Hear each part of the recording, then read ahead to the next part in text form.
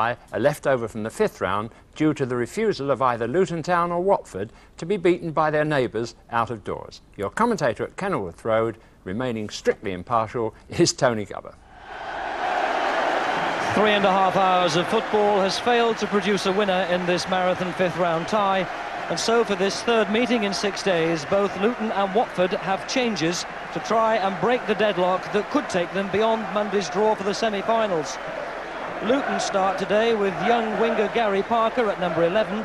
He's the player whose arrival on the field as substitute on Wednesday sparked Luton's revival and the 2 goals that forced extra time and today's second replay. And a return could be planned also for the experienced David Moss, named as sub after missing the last 7 games. Watford's philosophy has certainly been choice and alternative, because they brought 16 players and resisted naming the team until 2:30, with John Barnes included as a surprise centre-forward in place of the injured Jimmy Gilligan, and Kenny Jackett in at number 11 to replace the injured Worrell Sterling. Tony Coton is back in goal after recovering from his virus infection. Beneath the hat, inevitably the Watford chairman Elton John, happy to sign autographs for the crowd at Kenilworth Road.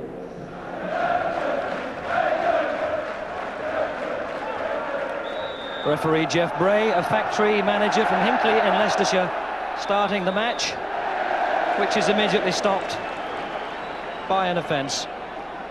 Watford, the team in the darker socks, attacking the goal to the left, and no doubt recalling that it was the 3rd round victory over Luton last season that set them on the road to the Wembley Cup final appearance. Steen trying to get around his marker and was fouled, so barely 10 or 15 seconds gone, and Watford penalised twice.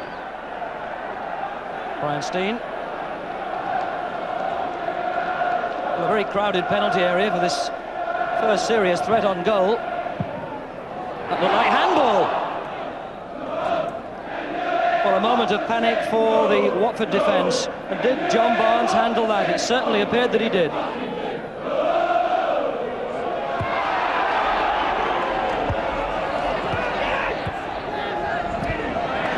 Good tackle by Donachie, and then 2 Watford players in quickly.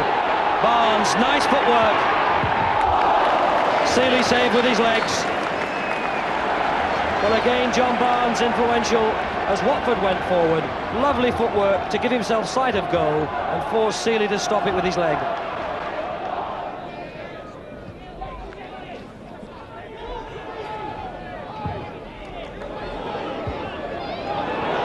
Harford won that. And Terry took a knock. Turner.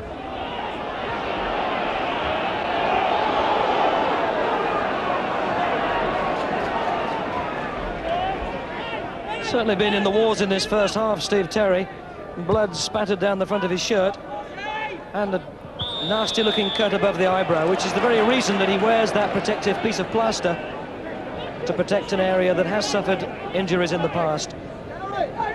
Seemed to happen in a recent clash of heads with Meg Harford.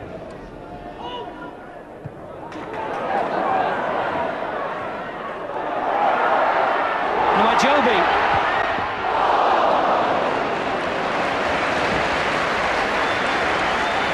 Well, with Watford's centre-half suffering a little, the blood all over his face, Luton forcing an opening. Number 10, Wajobi, with sight of goal, but a shot that didn't really force a classic save from Tony Coton. He just had to keep his eye on it and be sure.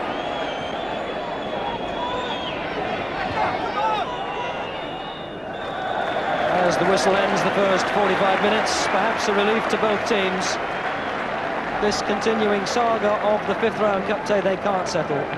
John Barnes, the only man who looks as though he was likely to on 2 occasions, but stopped by Les Seeley, first by the foot and then the outstretched arms. And so at half-time here, the scoreline is Luton 0, Watford 0.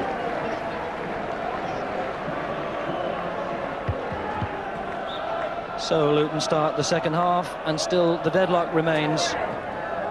4 hours 15 minutes now, the time that these 2 teams have played, and their 5th round FA Cup meeting still unresolved.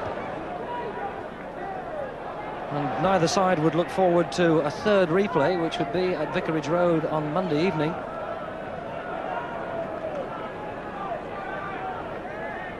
That, of course, if the score was still level after extra time this afternoon. Joby, Steen, Terry back to his keeper.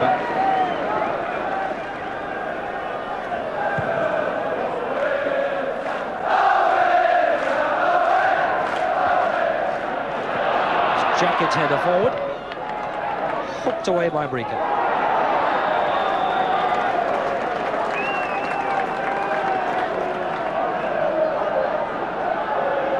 Player sporting an injury on the eyebrow. Young Breaker. Steen. Parker. Turner! That's what it needed!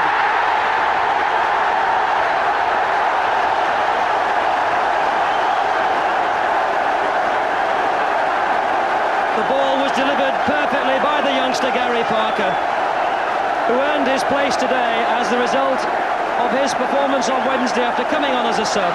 Inch perfect it was, and Wayne Turner thumped it into the back of Watford's net.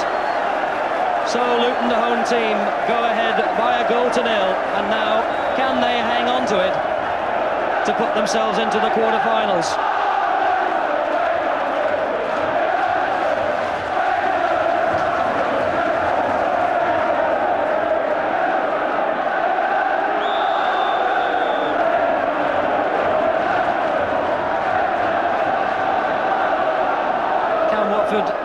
Come back with a quick reply.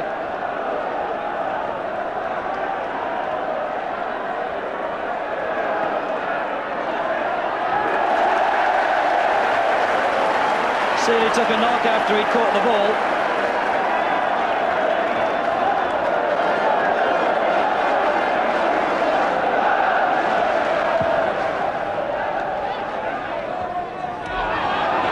Steen, faced by Sinnott. Got round the youngster. Ball cut out by McClelland.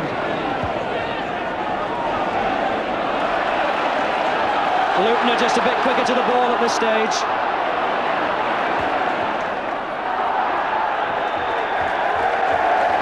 Rostrom penalised for what looked like a shoulder challenge with Joby. And a little conference in the middle.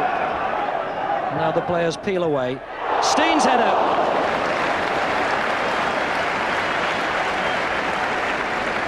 Steen, Donachie and Harford standing in a little trio in the middle, and then peeling off as the free kick was taken, and Steen glancing that header just wide of the post.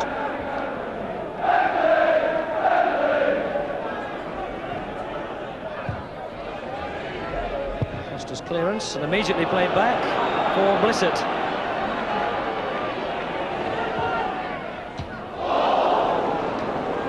Well, that hit the post, and for a moment the crowd caught their breath.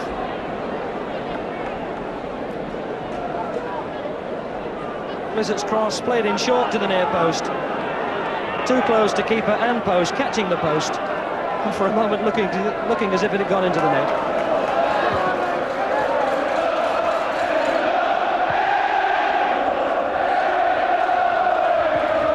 Rostrom. Blissett.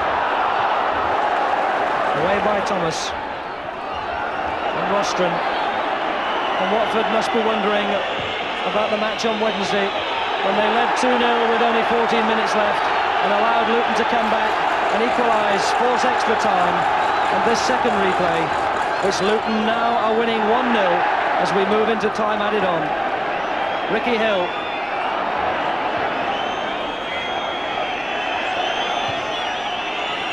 Barnes. Still in possession, Barnes. Some tired legs. The ball off Breaker. Watford's throw. Barnes. Allowed to turn and put in a cross. Terry. Nobody at the far post.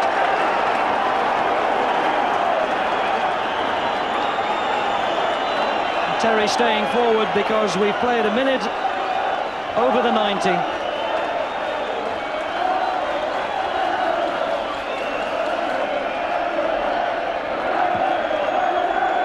The referee hasn't yet put his whistle into his mouth. Allows play to continue, but he does now. And Kenilworth Road celebrates a memorable victory. The solitary goal by Wayne Turner, winning this second replay. Luton into the sixth round of the FA Cup for the first time since 1973. And Watford, last season's cup finalists, go out of the competition. And who can deny Luton their moment of celebration? Forcing the second replay, and big enough on the occasion to win it. It's Luton 1, Watford 0.